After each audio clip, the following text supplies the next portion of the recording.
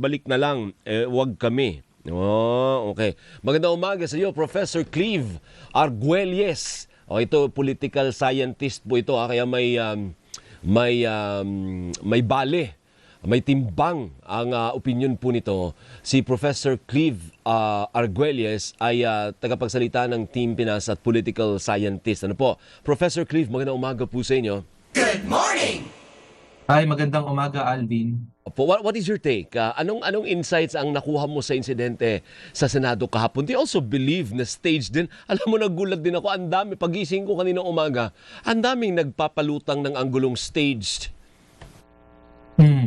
Oo, ano pa rin, no, parang nakakayanig pa din mula kagabi yung naramdaman nating lahat mula doon sa insidente sa Senado. I think at this point, hindi naman ako magugulat kung may mga tanong yung ating mga kababayan na maaaring stage, no, o palabas, no, yung nangyari sa Senado. Kasi mas marami pa tayong mga katanungan na hindi pa din nasasagot, no? Batay na lamang halimbawa doon, Alvin, sa timeline na lang, at least yung mga established na facts, no, according to the timeline, ay galing naman mismo sa loob ng Senado, di ba? Yung head ng Senate Sergeant of Arms, no, na nagsabi sa mga kasamahan sa media na yung kanilang mga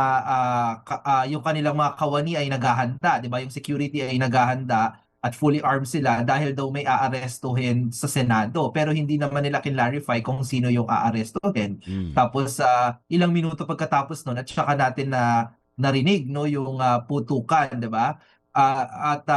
Pagkatapos naman nun, itinuro na, no, ni Senate President Alan Peter Cayetano at iba pang mga bahagi ng new Senate majority na NBI daw, no, at under attack daw yung Senado. Pero kinlarify naman ng NBI director na wala sila sa loob ng Senado, hindi sila kasama doon, at sa katunayan ay nasa ibang lugar sila. So siguro hindi naman kailangan maging mapaglaro yung isip ng ating mga kababayan para magkaroon ng ganong klaseng mga katanungan. Totoo bang may shootout o baka palabas itong nangyari sa Senado? Pero politically speaking, because you are a political scientist, who gains from this incident? Kasi kung stage man yan, may makikinabang, may motibo kung bakit nila ginawa yun. Who gains most from what happened?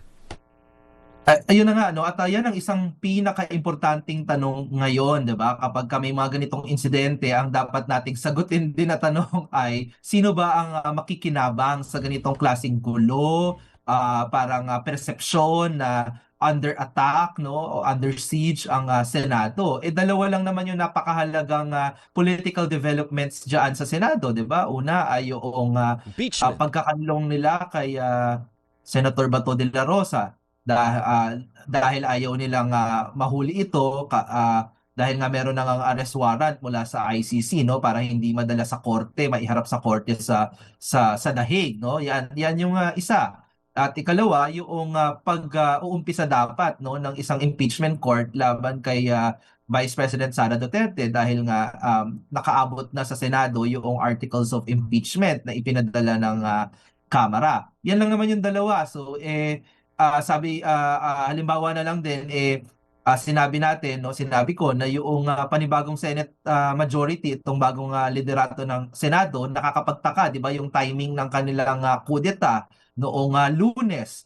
At ang pangamba ko noon ay maaaring ma-delay, maaaring hindi na naman ituloy yung impeachment trial, no, yung paglilitis kay VP Sara. So pagka ganitong hindi pa nasasagot yung ilang mga katanungan tungkol doon sa nangyari kagabi, no, sa tingin ko, no, maaring delaying tactics, no, doon sa mga nakabinbin na mga usapin na ito, kasama na nga yung impeachment trial ni VP Sara. So ibig sabihin ba, Prof, ito ay palakasan ng naratibo?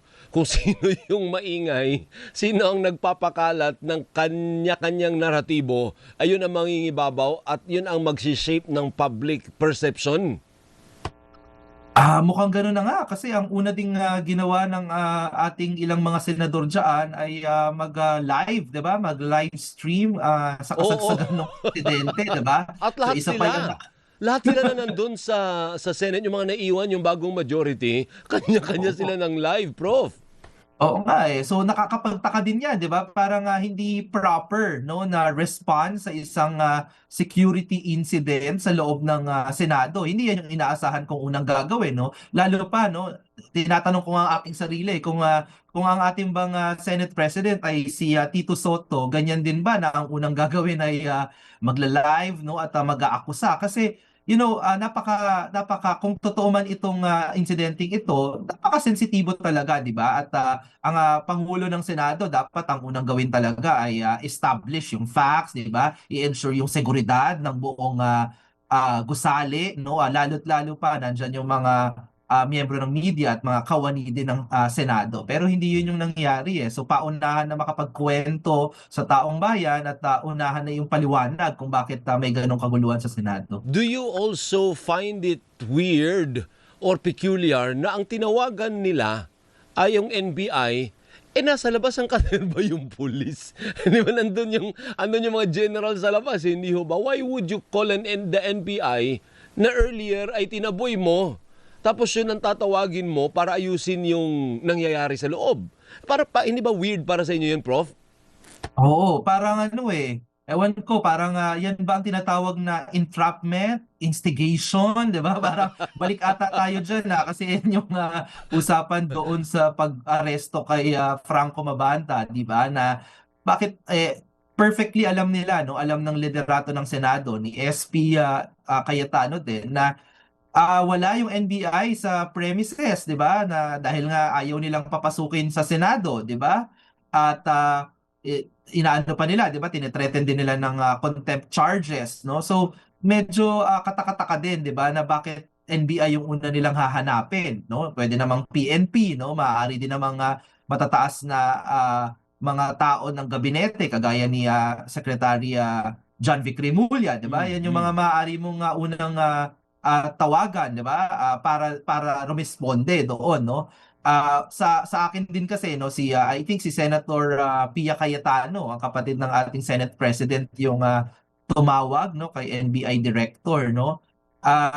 Unfortunately no, dahil nga parehas din silang nasasadlak doon sa usapin ng sino ba yung nagpuslit, nag-smuggle kay Senator Bato papasok ng Senado nung Lunes, kaninong kotse ba, it doesn't inspire confidence na nanggagaling sa kanila itong mga movements na ito kagabi no dun sa security incident sa Senate. Okay. Ngayon, na unti-unti nang nagki-clear yung smoke, so to speak, ano po, mas makakaganda ba politically kay Pangulong Marcos na iutos ang execution ng warrant of arrest ng ICC, o he's better off doing what he did?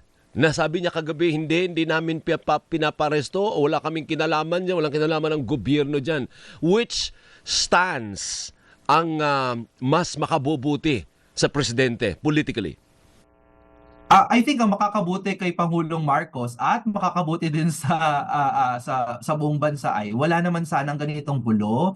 May iwasan naman sana yung kahit ano pang insidente na kagaya nito, 'di ba, na nalagay sa alanganin. Hindi lang naman buhay ng mga senador at mga kawani ng Senado, pero buhay din halimbawa ng mga journalist natin, ng mga kasama sa media na nandoon nung kagabi, no, na wala sanang maaaring malagay sa panganib na buhay kung malaya no at buong puso na susuko din si Senator Bato de la Rosa dahil yan naman ang tradisyon din sa Senado kapag merong valid na warrant of arrest, no, sumusuko sila, no. Yan man nangyayari kay Senator Laila de Lima, Senator Antonio Trillanes, di po ba? So yan din yung inaasahan kay Senator Bato de la Rosa, no. So para na lang bumaba ang tensyon, hindi na magkaroon pa ng gulo kasi remember din, naka-heightened security din ng Senado. Isa pa yung katakataka, bakit nagkaroon ng kung sino man yung nakapasok daw sa Senado, no? Kaya nga, hindi mo din masyadong mapaniwalaan na may tagalabas na nagpaputok dyan sa loob ng Senado dahil naka-heightened security naman ng Senado, di ba? Dahil simula nung may tangka na arestuhin si Senator Bato de la Rosa, yan naman yung utos na ni Senate President Alan Peter sa security ng Senate, 'di ba? Araw-araw ipinapakita sa atin ng media na mas mahigpit ang seguridad ng Senado. So, I think that's best for the president as chief executive, execute niya na din yung warrant of arrest, no? Hindi din naman yan na basta-basta na lamang choice ng pangulo, no? Obligasyon na din yan dahil obligasyon niya din na tukdin, no, yung international law natin. Sige. And as things become clearer, Prof, ibulong mo sa akin who stands to gain? Kasi lilinaw yan sa mga susunod na araw, masasagot po ang mga tanong natin. Kung ano ba talagang nangyari ngayon hindi pa malinaw, Prof. Bulungan niyo po kami, ha? At sino ang direktor? Ayan, na sinasabi ko. Lahat, di ba? Oo. Assuming na meron ngang nagkumpas. Kasi baka sabihin naman ng iba, bakit nyo minamalisahan? Hindi nyo pa nga alam ang punot doon, di ba? Assuming na meron ngang nagkumpas, pero ang basa mo may nagkumpas.